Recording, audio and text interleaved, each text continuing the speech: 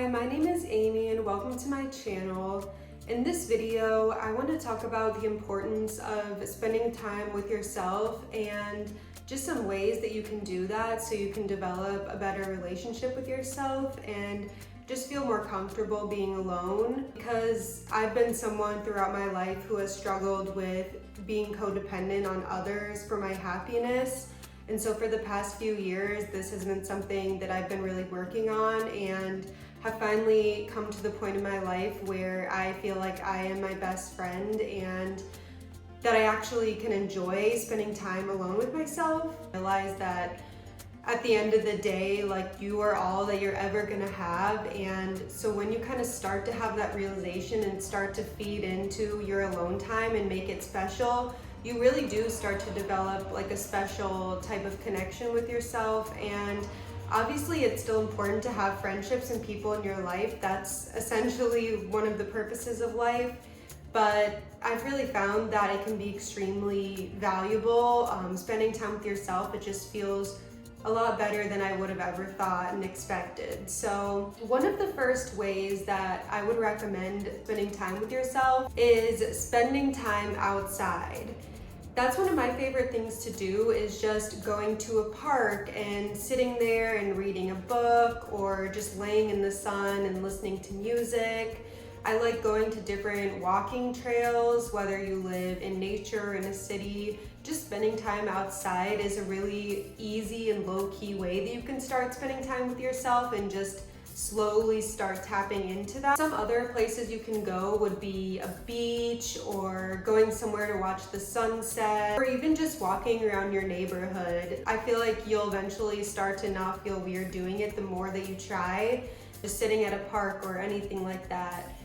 Those are some of my favorite ways to spend time alone. That's kind of how I started to learn to love spending time alone. The next thing is a little bit more intense, and it's something I've kind of just started getting into, but it's signing up for like a workout class or any type of class.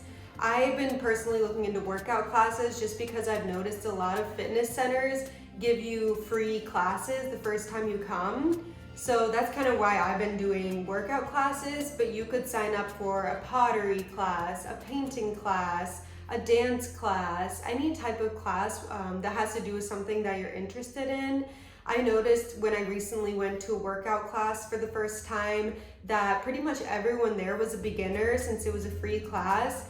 And it was also just a really good way to meet people as well. Even though you're doing something alone, everyone was talking to each other since it was such a small class size, and I felt really proud of myself for doing it afterwards. And I think that's a really good way to develop your self-confidence and self-love and all that stuff.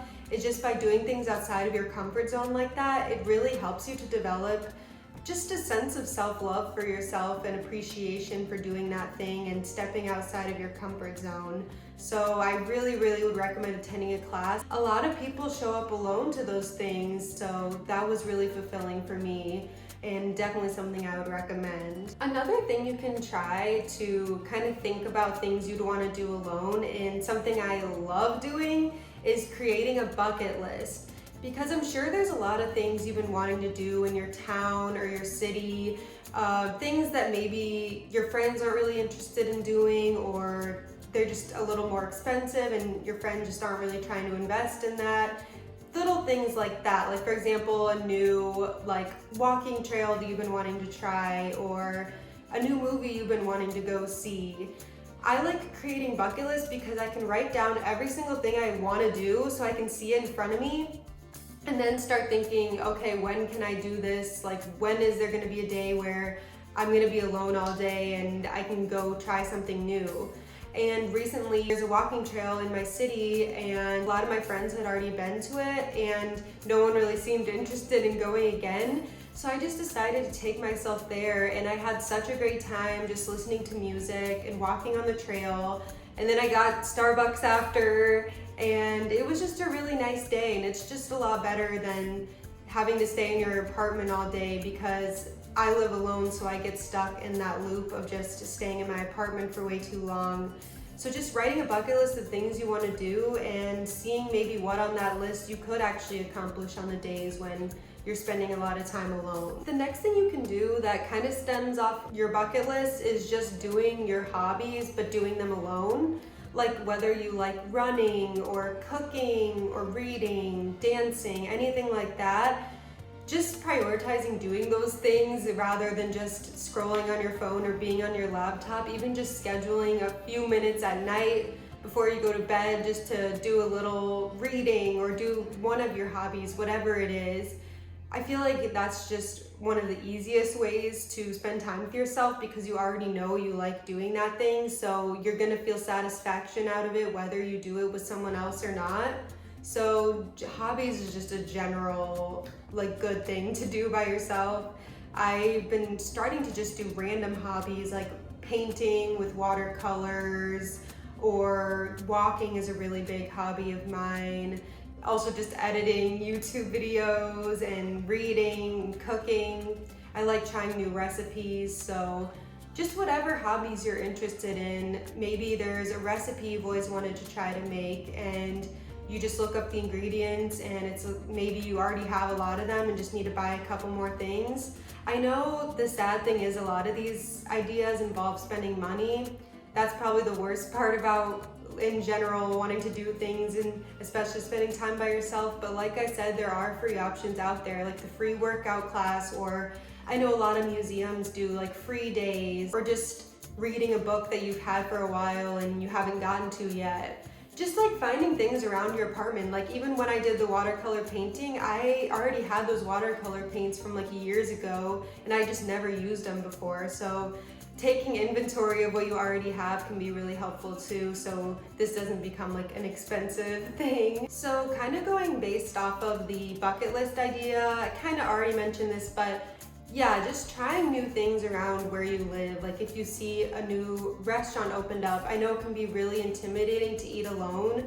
I think it depends on what time you go that it can feel less intimidating. Like I really like going out to like lunch by myself, feels less intimidating for some reason, especially if it's just like a small cafe near you, or going to a store that you've been wanting to go to, or even I like to go to concerts alone for some reason. I just feel like I can be like my weirdest self.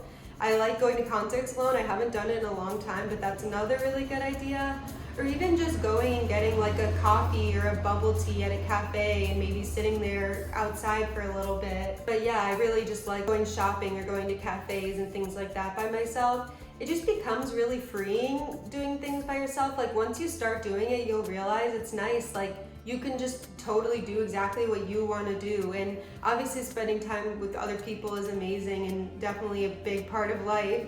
But you will find joy in doing things alone and maybe even want to go on little trips by yourself. Yeah, just doing more things by yourself and actually starting to enjoy it and not feel anxious about it. And lastly, I kind of hate this one, but also I think it's really important, is just exercising. It's the most basic thing ever, but I feel like I've been starting to do it a lot more and really liking it. Whether it's just like a YouTube workout in your apartment, going for a jog, or even going for a long walk, or if there's a gym near you, or you have a gym membership, or going to those workout classes like I mentioned.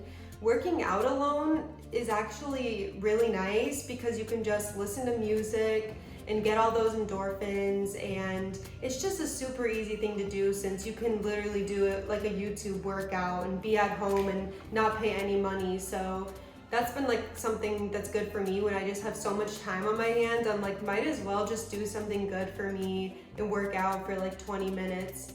So that's another really good one. But I hope these tips helped. I hope you got some ideas of things that you can do to start to develop your relationship with yourself further.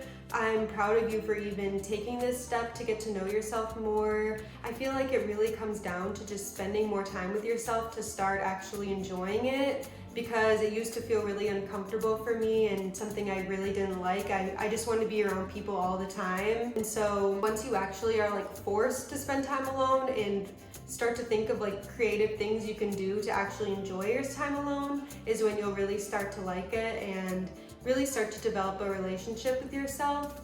So I hope this video helped. If you have any questions or want me to go into any of this further, I'm really happy to. Thank you so much for watching this video, and definitely be sure to subscribe for more content like this. Thank you. Bye.